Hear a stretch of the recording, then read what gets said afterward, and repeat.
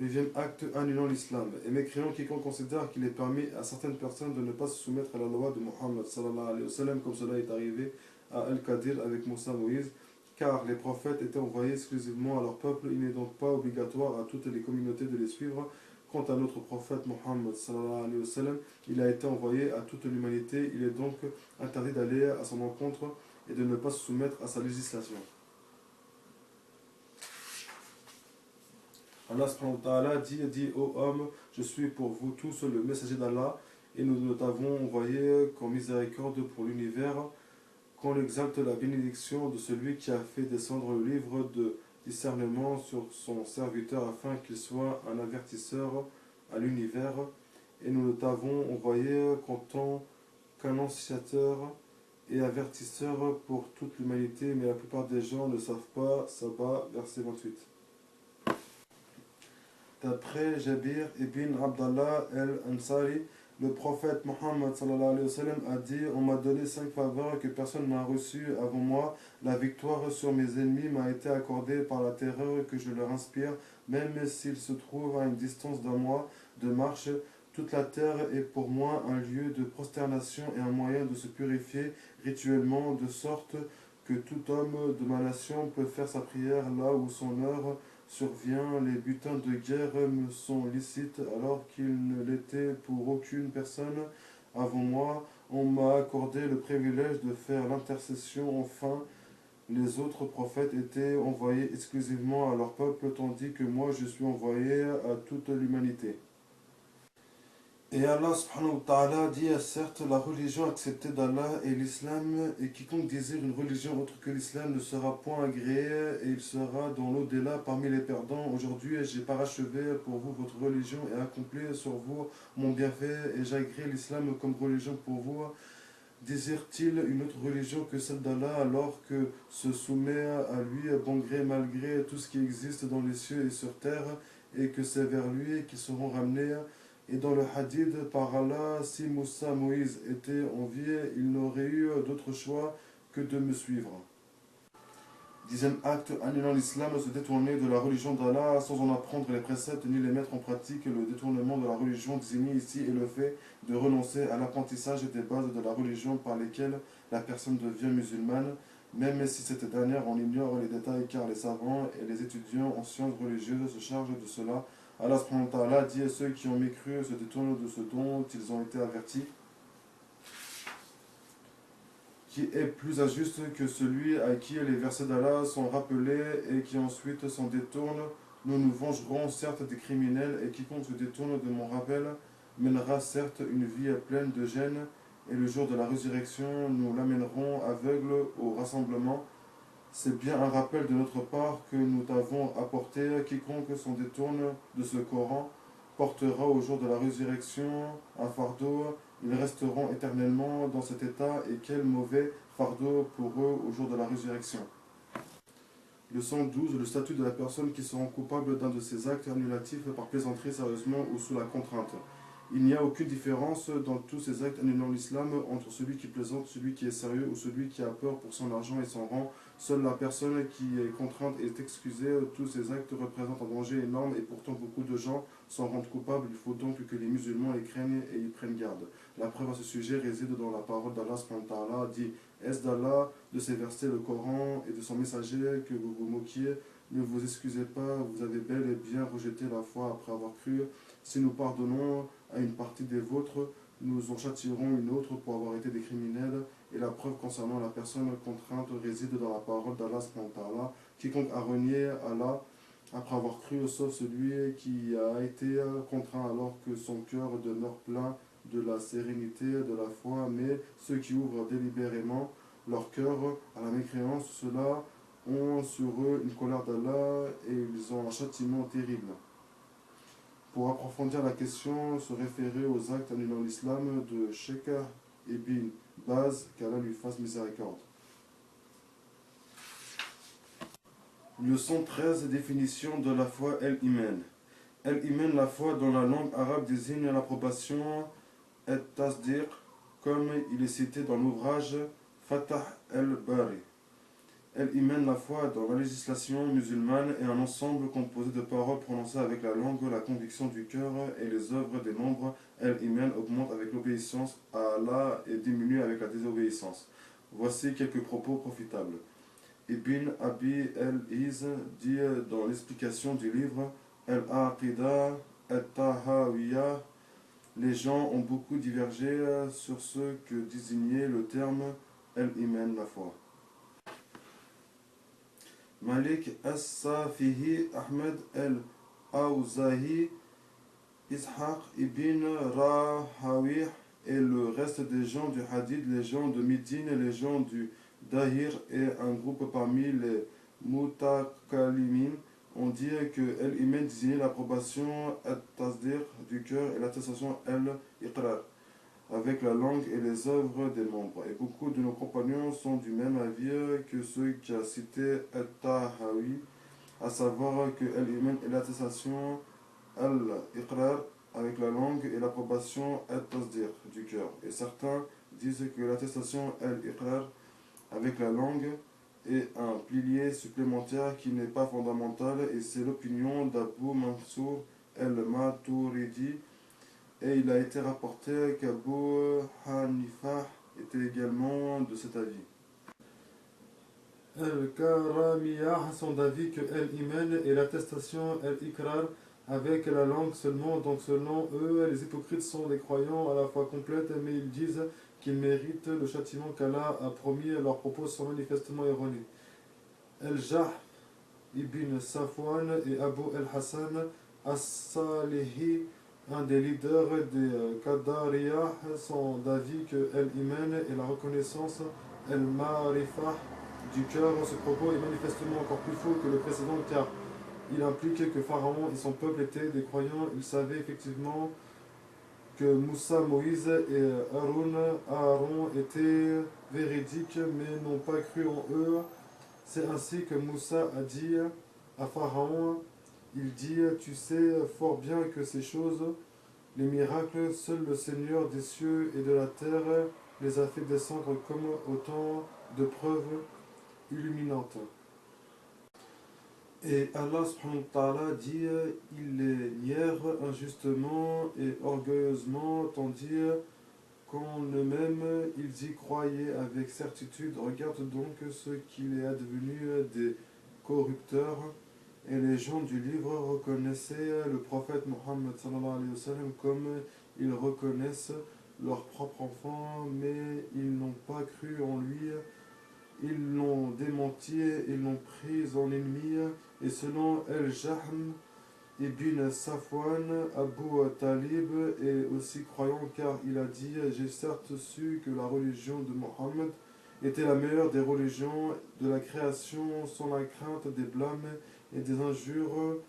Vous m'auriez certes trouvé dévoué à elle de façon évidente. Bien plus encore, même Iblis et le diable est considéré selon El-Jahm Ibn Safwan comme étant croyant, un croyant à la foi complète, car il ignore pas qui est son Seigneur, il le connaît plutôt parfaitement. Il dit, ô mon Seigneur, donne-moi donc un délai jusqu'au jour où les gens seront ressuscités. Il dit, ô mon Seigneur, parce que tu m'as induit en erreur, par ta puissance, dit Satan, je les séduirai assurément tous. Sad, verset 82. Et la mécréance est selon Al-Jahm ibn Safwan, l'ignorance de l'existence du Seigneur le Très-Haut. Or, personne n'est plus ignorant de son Seigneur que ce même Jahm. En effet, il a décrit Allah comme étant l'existence absolue et l'a dépouillé de tous ses attributs. Or, il n'est pas de méconnaissance plus grande que celle-ci. Al-Jahm est donc mécréant de par son propre aveu.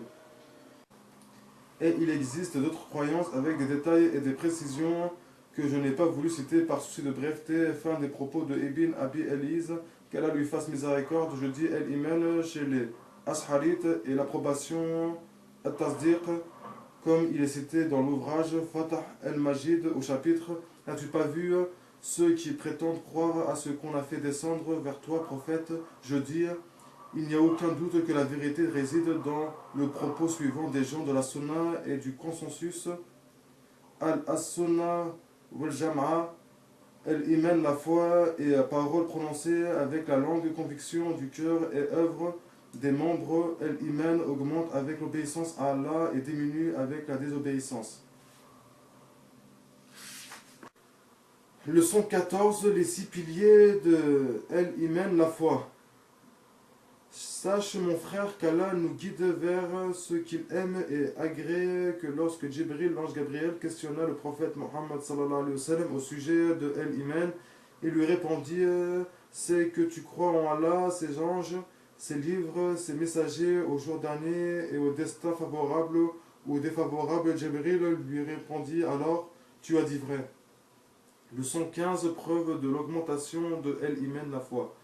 Allah subhanahu wa ta'ala dit, certes ceux auxquels l'on disait les gens se sont rassemblés contre vous, craignez-les, cela a cru leur foi, et ils dirent, Allah nous suffit, il est notre meilleur garant.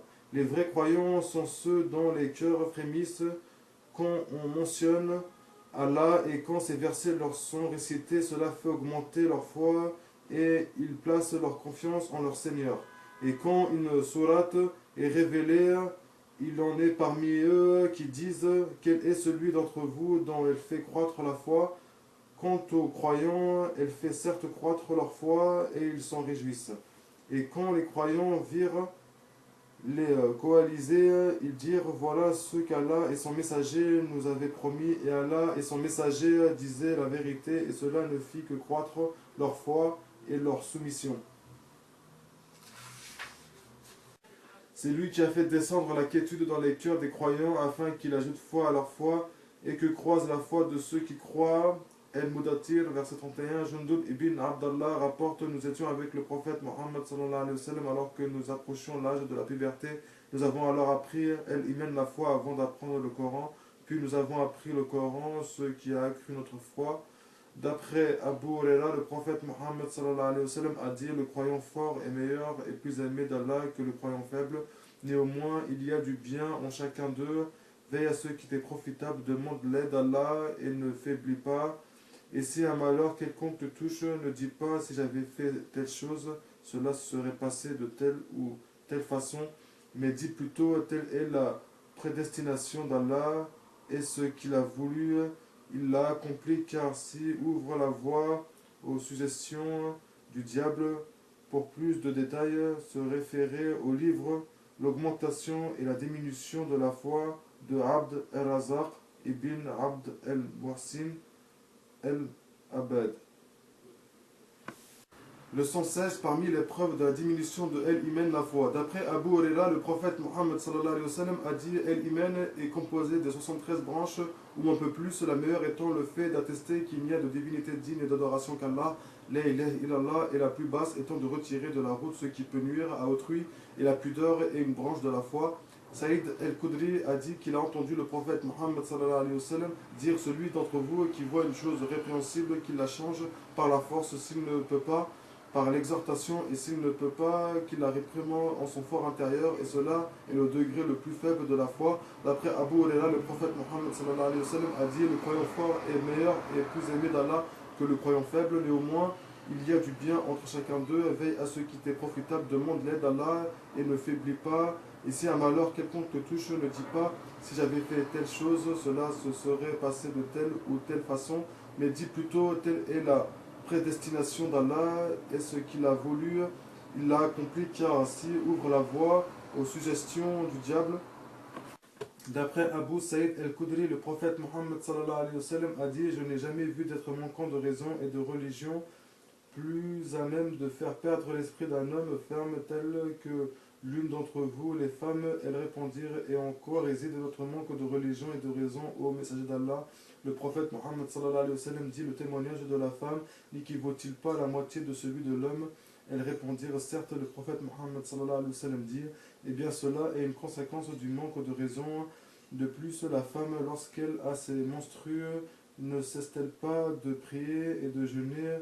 Elles répondirent certes. Le prophète Mohammed sallallahu alayhi wa sallam dit eh bien voilà une des manifestations de son manque de religion. Note, les preuves concernant l'augmentation de la foi sont également des preuves de sa diminution, car avant d'augmenter, elle était plus faible, donc ces preuves prouvant l'augmentation de la foi explicitement par le texte indiquent aussi implicitement sa diminution. Voici quelques propos profitables. Tout musulman, croyant et musulman, alors que la réciproque est fausse. Allah subhanahu wa ta'ala dit, les Bédouins ont dit, nous avons la foi. Dit, vous n'avez pas encore la foi. Dites plutôt, nous nous sommes simplement soumis, car la foi n'a pas encore pénétré dans vos cœurs. Sa'd ibn Abi Waqas rapporte que le prophète Mohammed sallallahu alayhi wa sallam avait fait quelques dons à un groupe de gens. Sa'd était assise en délaissant un homme, celui qui me plaisait le plus. Souligna Sa'd, ô messager d'Allah, dis-je, pourquoi délaisses-tu un tel par Allah? Je sais de lui que c'est un croyant ou musulman, rétorqua le prophète Mohammed sallallahu alayhi wa sallam. Sur ce, je gardai le silence pour un petit instant, puis poussé parce que je savais de l'homme, je repris, pourquoi délaisses-tu un tel par Allah? Je sais de lui que c'est un croyant ou musulman, rétorqua de nouveau le prophète Mohammed sallallahu alayhi wa sallam, poussé parce que je savais de l'homme. Je reformulai ma question et le messager d'Allah Mohammed sallallahu alayhi wa sallam de renouveler sa réplique, après quoi il me dit, Saad, je donne à une personne bien qu'une autre me soit plus chère par crainte qu'Allah ne la précipite dans le feu. Se référer à l'exégèse d'Ibn Kathir au surat al-Hujurat et ad-Dariyat, si les termes islam et iman sont cités ensemble, alors leur sens diffère, mais s'ils sont cités séparément, leur sens concorde, c'est-à-dire que si l'islam est cité seul, l'iman y est inclus, et si l'iman est cité seul, l'islam y est inclus, et si tous deux sont cités ensemble, alors on interprète l'islam par les actes apparents et l'iman par les œuvres du cœur. Se référer au livre l'iman de Sheikh l'Islam ibn Tamiyyah, les croyants se divisent en deux groupes. Sabikoun, ceux qui concourent aux bonnes œuvres, qui sont les rapprochés d'Allah. El-Mukarraboun, Asab, El-Yamin, les gens de la droite, qui sont les pieux. El-Abrar. Leçon 17, quelques preuves indiquant que les œuvres entrent dans la définition de El-Iman, la foi. Allah subhanahu wa ta'ala dit, et ce n'est pas Allah qui vous fera perdre la récompense de votre foi, c'est-à-dire vos prières. Il a donc désigné la prière salat par le terme foi iman. Se référer au Sahih al-Bukhari, au chapitre la prière salat fait partie de la foi iman. D'après Abu Huraira, le prophète Mohammed sallallahu alayhi wa sallam a dit, l'iman est composé de 73 branches ou un peu plus, la meilleure étant le fait d'attester qu'il n'y a de divinité digne d'adoration qu'Allah. La ilaha illallah, et la plus basse étant de retirer de la route ce qui peut nuire à autrui, et la pudeur est une branche de l'iman. D'après Ibn Abbas, le prophète Mohammed sallallahu alayhi wa sallam a dit, savez-vous ce qu'est la foi en Allah? Ils dirent, Allah et son prophète sont plus savants. Il a dit, attester qu'il n'y a de divinité digne d'adoration qu'Allah, la ilaha illallah, et que Mohammed et son messager accomplirent la prière, salat, s'acquitter de l'aumône légale, zakat, jeûner le mois de Ramadan et donner le 5e du butin. Leçon 18, fatwa ou du comité permanent des savants de l'Ifta. Louange à Allah et que les éloges et la salut d'Allah soient sur celui après qu'il n'y aura plus aucun prophète. Le comité permanent des savants chargé des recherches et des avis juridiques après connaissance de ce qui a été envoyé à son éminence le mufti général de la part d'un bon nombre de personnes demandant un avis juridique fatwa au comité général de l'organisation des grands savants sous les numéros. Ces personnes demandant un avis juridique fatwa ont posé plusieurs questions dont le sujet est, il est apparu ces derniers temps de façon effrayante une idéologie nommée El-Irja que beaucoup d'auteurs ont entrepris de le propager. Il s'appuie pour cela sur des situations tronquées de Sheikh el-Islam Ibn Tamiyyah, ce qui a eu pour conséquence de jeter dans la confusion beaucoup de gens concernant la définition de El-Iman, la foi, vu que ces personnes répondant à cette pensée cherchent à exclure les œuvres de la définition de El-Iman. Ils prétendent que celui qui délaisse l'ensemble des œuvres sera tout de même sauvé de l'enfer. Cela pousse les gens à tomber dans les choses répréhensibles comme l'association ou l'apostasie à partir du moment où ces personnes, en se basant sur cette idéologie, pensent que l'iman leur est assuré, même s'ils n'accomplissent pas les obligations, ne délaissent pas les interdits et ne vont selon aucun des préceptes de l'islam. Il n'y a aucun doute que cette idéologie comporte un danger certain contre les sociétés musulmanes et ce qui concerne les questions de croyance, aqidah et d'adoration. Nous espérons donc que vous fassiez lumière sur la réalité de ce mouvement de pensée et ses effets néfastes, que vous dévoiliez la vérité basée sur le Coran et la Sunna au sujet de El-Iman, et enfin que vous rétablissiez la vérité concernant les propos imputés à Sheikh el-Islam ibn Taymiyyah, afin que les musulmans connaissent leur religion avec clairvoyance, qu'Allah vous accorde le succès et vous guide dans le droit chemin. Après étude du comité chargé des avis juridiques, voici sa réponse. Les propos cités sont ceux des Mourji'a, ceux qui excluent les œuvres de la définition de El-Iman, la foi, et disent El-Iman est seulement l'approbation El-Tasdir du cœur, ou bien l'approbation du cœur et la prononciation des attestations avec la langue. Quant aux œuvres, elles sont seulement une condition pour parfaire à la foi, mais n'en font pas partie. Donc pour les Mourji'a, quiconque reconnaît avec son cœur et atteste avec sa langue est un croyant à la foi complète, quelles que soient les obligations qu'il délaisse et les péchés qu'il commet, et il mérite d'entrer au paradis même s'il n'a jamais fait aucun bien. Cet égarement implique des choses vaines telles que restreindre la mécréance au fait de démentir Allah et son prophète, et au fait de juger licite ce qu'Allah a unanimement rendu illicite. Il n'y a aucun doute que cette parole est vaine et est un égarement manifeste contredisant le Coran, la Sunna et la position des gens de la Sunna et du consensus al-Sunna wal Jama'a par le passé comme dans le présent, et cela ouvre une porte aux personnes mauvaises et perverses, les incitant à se détacher de la religion et à ne pas agir en conformité avec les ordres et les interdictions sans peur ni crainte d'Allah subhanahu wa ta'ala. Il implique également la suspension du djihad dans le sentier d'Allah, ainsi que le fait d'ordonner le bien et d'interdire le blâmable, et il met sur un plan d'égalité au niveau de la foi le pieux et le dépravé, l'obéissant et le transgresseur, la personne suivant avec droiture la religion d'Allah et le pervers qui n'observe pas les obligations et interdictions de l'islam, du moment que leurs actes ne portent pas préjudice à leur foi comme ils le prétendent. C'est pour cela que les savants de l'islam, par le passé comme dans le présent, se sont occupés de démontrer la validité de cette voie et de répliquer à ses adeptes.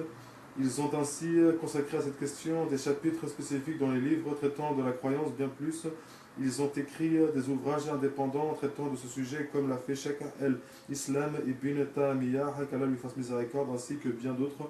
Cheikh el-Islam ibn Taymiyyah, qu'Allah lui fasse miséricorde, dit dans son livre Al-Aqidah al-Wasitiyah, il fait partie des fondements des gens de la Sunna et du consensus Al-Sunna wal-Jama'a, que la religion et la foi sont paroles et œuvres, paroles du cœur et de la langue, et œuvres du cœur, de la langue et des membres, et que la foi augmente avec l'obéissance et diminue avec la désobéissance. Et dans le livre Kitab el-Iman, le livre de la foi, il y a dans ce chapitre les propos des pieux prédécesseurs as-Salaf et des savants de la Sunna concernant la définition de la foi el-Iman. Ils disent parfois la foi est parole et œuvre, et d'autres fois elle est parole, œuvre et intention, ou bien parole, œuvre, intention et conformité à la Sunna, ou encore parole prononcée par la langue, croyance du cœur et œuvre des membres, et tout cela est juste. Il dit aussi qu'Allah lui fasse miséricorde, les pieux prédécesseurs as-Salaf ont fortement récusé les Mourji'ah lorsque ces derniers ont exclu les œuvres de la foi. Il n'y a aucun doute que leurs propos concernant l'égalité de la foi chez les gens est une grossière erreur. Bien au contraire, les gens ne sont pas sur un même pied d'égalité dans leur approbation, ni dans leur amour, leur crainte, leur science. Ils se différencient plutôt sur bien des aspects.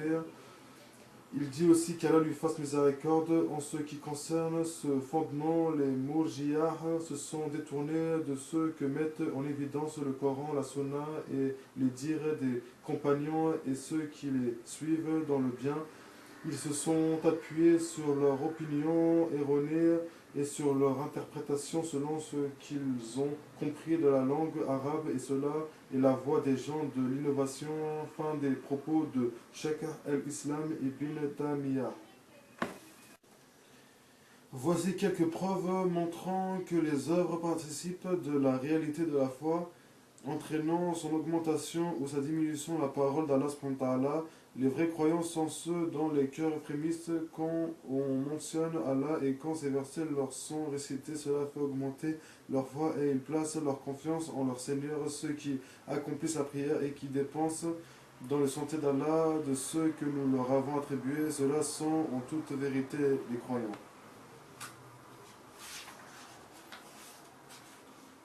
Et Allah subhanahu wa ta'ala dit: bienheureux sont les croyants, ceux qui s'entendent dans leurs prières, se détournent des futilités, s'acquittent de la zakat et préservent leur sexe de tout rapport, si ce n'est qu'avec leurs épouses ou les esclaves qu'ils possèdent, car là vraiment on ne peut les blâmer, alors que ceux qui cherchent à assouvir leurs désirs au-delà de ces limites sont des transgresseurs et qui veillent à la sauvegarde des dépôts qui leur sont confiés et honorent leur engagement et qui observent strictement leurs prières.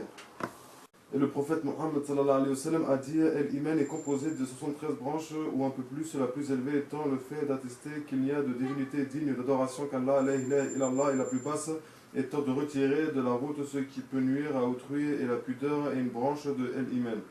Sheikh el-Islam ibn Taymiyyah, qu'Allah lui fasse miséricorde, dit aussi dans le livre Kitab el-Iman, le livre de la foi: le fondement de la foi, el-Iman, est dans le cœur, elle est la parole du cœur et ses œuvres, c'est l'attestation, el-Ikrar, accompagnée d'approbation, el-Tasdir, d'amour et de soumission. Il faut donc obligatoirement que les applications de ce qu'il y a dans le cœur se manifestent par les membres, et si la personne n'œuvre pas selon ce que la foi nécessite et implique, cela indique sa faiblesse, voire son absence. C'est pour cela que les œuvres apparentes font partie de la manifestation de ce qu'il y a dans le cœur. On atteste, en sont une preuve et en témoignent. Les œuvres sont une branche ou une partie de la foi complète.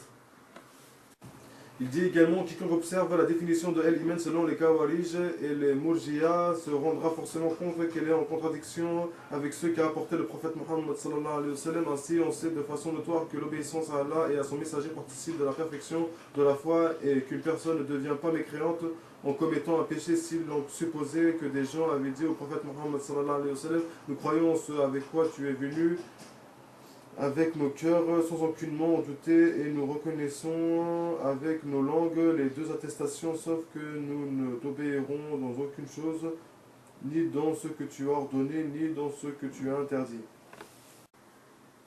Nous ne prierons donc pas, ne jeûnerons pas, n'accomplirons pas le pèlerinage, nous ne délaisserons pas le mensonge, ne restituerons pas les dépôts, ne respecterons pas nos engagements, n'entretiendrons pas les liens de parenté, n'accomplirons aucun des actes de bien que tu nous as enjoints, boirons de l'alcool, forniquerons ouvertement avec des femmes qui nous sont interdites, tuerons ceux qu'il nous est possible de tuer parmi tes compagnons et ceux de ta communauté, et prendrons leurs biens, et bien plus, nous serons aux côtés de tes ennemis pour te combattre et te tuer aussi. Est-ce qu'une personne sensée peut s'imaginer un seul instant que le prophète Mohammed sallallahu alayhi wa sallam leur dise: vous êtes des croyants à la foi complète, et de plus vous faites partie des gens méritant mon intercession le jour de la résurrection, et il y a bon espoir qu'aucun d'entre vous n'entre en enfer. N'importe quel musulman sait forcément qu'il leur dirait plutôt: vous êtes les personnes qui m'écroient le plus en ce avec quoi je suis venu, et qui les condamnerait à mort s'ils ne se repentaient pas. Fin de citation.